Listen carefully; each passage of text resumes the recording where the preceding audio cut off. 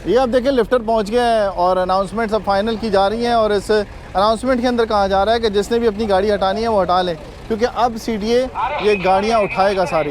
ये अब रिवर्स हो रही है क्रेन।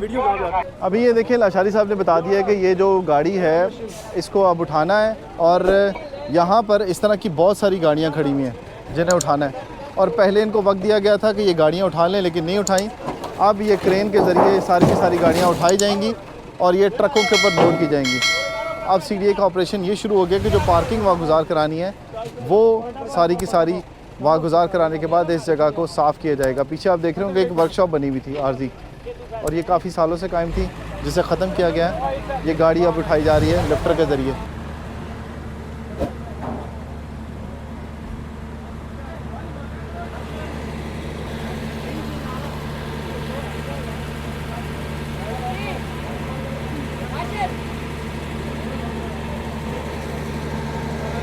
जी